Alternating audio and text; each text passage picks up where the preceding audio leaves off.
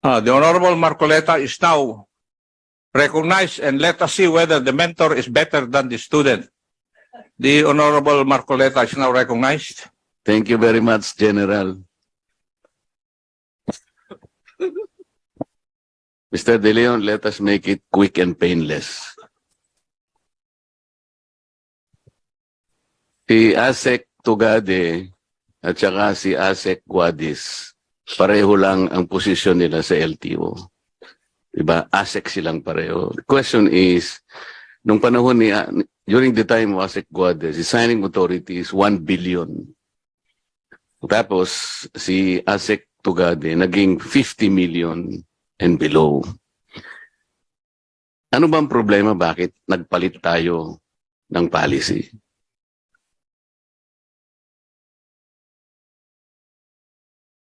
Sagutin mong mabuti yan. Hindi, sinasabi ko nga para... Mr. Chairman, we would like to submit that there was actually no change in policy. Ito pong authority up to 50 million is found in earlier department orders of the department. As early as Department Order 2017-007, nandito na po yung 50 million threshold. No. Ang sinasabi natin, yung huwag mong ihiwalay yung LTO office. Ito lang ang huwag mong isasali yung ibang opisina. Kaya nga, ang premise ko pareho silang ASEC, pareho silang LTO head. Doon lang tayo, huwag mo nang isali yung iba. Anong pinag-iba nung dalawa? Kasi, until and unless you are able to give me a reasonable justification kung bakit ibinaba mo yung signing authority, magtataka lang ako dyan. Pine-personal mo. Di ba? Definitely, Mr. Chair, number one, hindi po ako personally ang nagbaba ng authority. It was Hindi, a pag policy sinasabi kong ikaw, I'm addressing DOTR. Ikaw kasi yung spokesperson, di ba? there was no change in policy. And Pero change in policy, ikaw naman, 50 million nga yun sa kanya, 1 billion. Ang laki naman ng difference. Ano ka ba? Do not give me that kind of reason. That's red herring. Nakakaintindihan tayo. Yes, You know Your what red herring is? Yes, Your Honor. Okay. Sagutin mo lang yun. Tapos na tayo. Anong kaya nga sabi ko sa ika, mas magandang lalaki ba si Asek Guadis kesa kay... Sir, pwede ba mag-object dyan sa statement mo na yan? Yes, please. Oh. Wala pong pinag-iba, Mr. Wala nga The same pinag-iba. Assistant Secretary. Ang sabi ko sa iyo, the two gentlemen, kung halimbawa, aalisin mo yung LTO, they're both irrelevant. Kaya lang sila naging relevant because of the office attached to them. Ngayon, binigyan mo ng signing authority si Asek Guadis nung panahon niya, 1 billion. Nung panahon ni Asek Tugade, naging 50 million. Hindi mo ba may papaliwanag yan?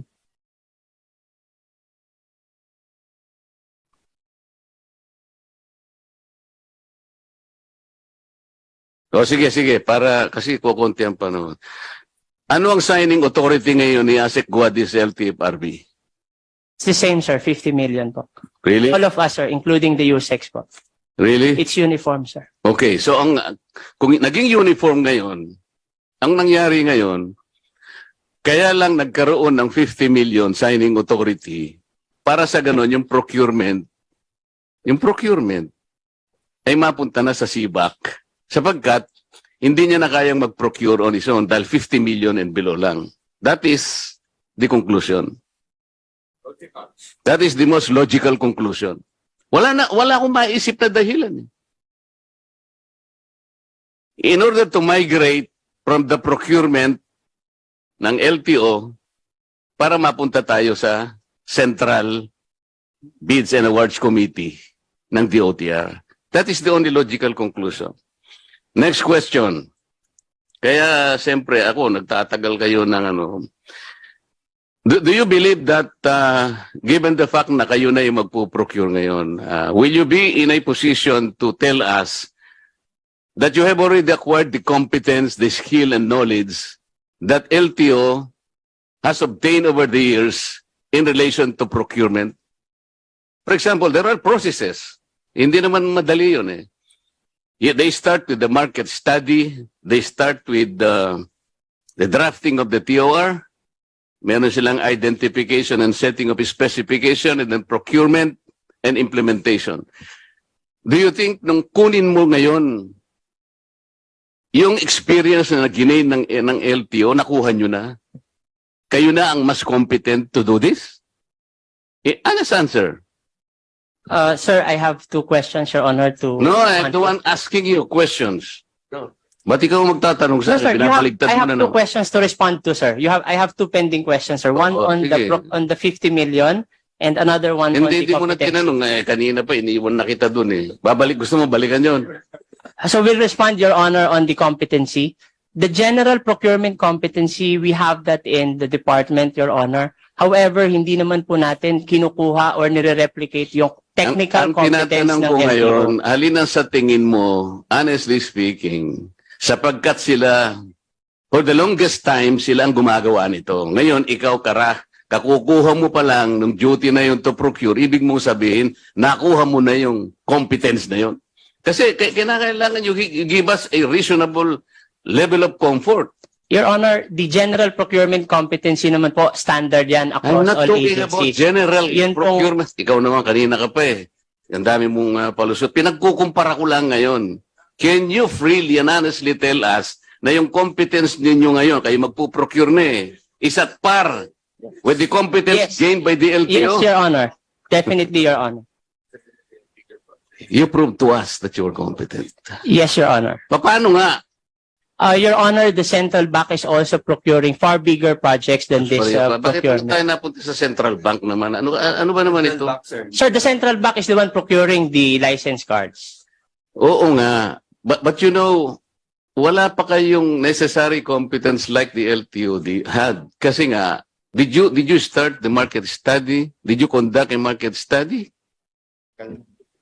Did you? Mr. Kaya nga, Chairman, it's the role of the end user, in this case, the LTO, to conduct that. nirelegate mo na nga lang siya dun. Kaya nga kanina, ayaw mong tanongin yun eh. Ayaw mong sagutin yung tanong eh. Paano ngayon alam mo, this is very discomforting. I am very sad today, Mr. Chair, kasi itong department na gusto ko sana yung pagtutulungan, because this is how we can inspire confidence in government. LTO is a solid sectoral office of the DOTR. Pero ang nakikita namin, that's why we had a lot of misgivings itong nangyayari ngayon. Don't you believe that the LTO is the primary agency responsible for the registration of vehicles, the issuance of permits and licenses, the enforcement of traffic laws and regulations, even the adjudication of cases for the longest time? Ito yung problema namin eh.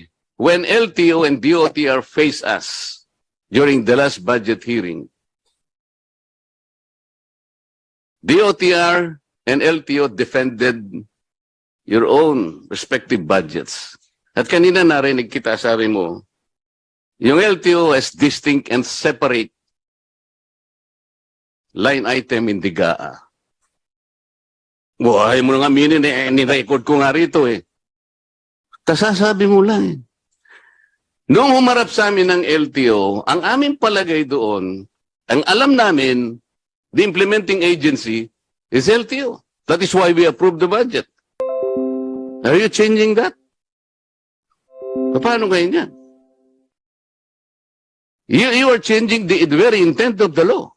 That was the intent of the legislature. Mr. Chairman, our submission is that budget is lodged under the Office of the Secretary, Mr. Chairman.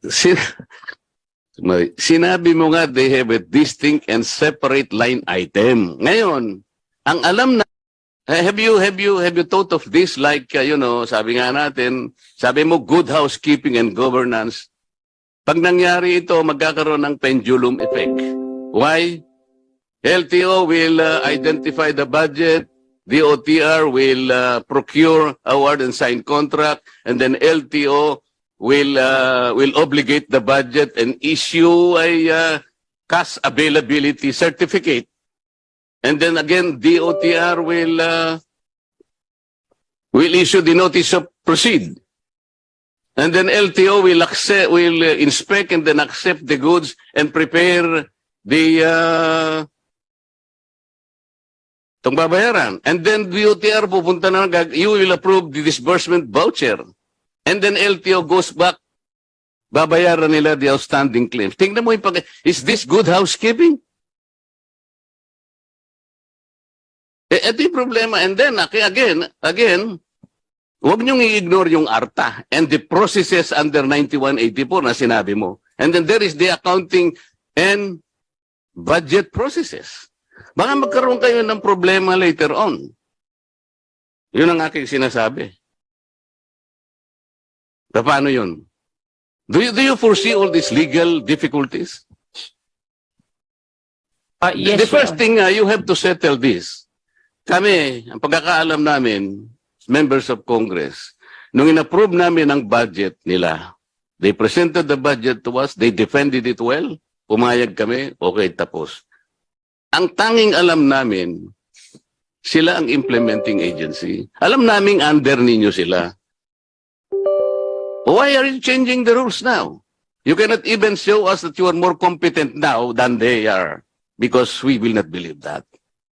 By experience, it will tell us mas competent sila. Ngayon, kung sinasabi niyo good housekeeping and governance, good governance and good housekeeping, is this a suggestion that the LTO is not exercising good housekeeping and good governance? Medyo hindi maganda yung implication kasi. Mr. Chair, if I may be allowed to respond. Mr. Chair, the Secretary, as we understand it, is the alter ego of the President. And he decided to implement a policy decision in the entire department. And as his subordinates, we are implementing that policy decision. So as to the first point, yes, LTO is the implementing agency. But Mr. Chair, we are not talking here about the implementation of the project. We are talking here about the procurement of the project. So based on our understanding, Mr. Chair, these are two different things. Now, as to the point that whether LTO or DOTR is more competent, as the Secretary has explained it, what he sees is a collaborative approach. That's why the TOR will come from LTO. users. They are also end users. So the Secretary is in effect not saying from now on you will do everything. What the Secretary is saying, we want the Department of Transportation and the LTO to work together as it should be in other departments. And that's why he came up with this policy, and that's why his instruction has always been find ways to cooperate not only with LTO, but even with LTFRB and MRT3. And if it's any indication, Mr. Chair, other sectoral offices with the collaboration of USECIM has been able to undertake these activities.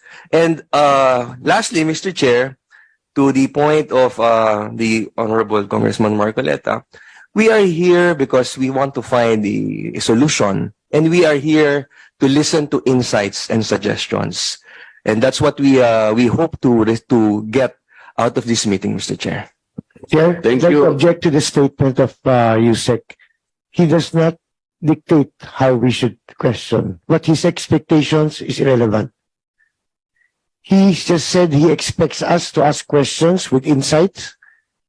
I think it's very disrespectful. Mr. Well, Chair, if that's I may clarify, Mr. Chair, with your indulgence. Finish na. Yes, you can clarify. What I said, Mr. Chair, is joining this meeting, we are here to listen and to heed to the insights. I did not say, Mr. Chair, that we're expecting insights.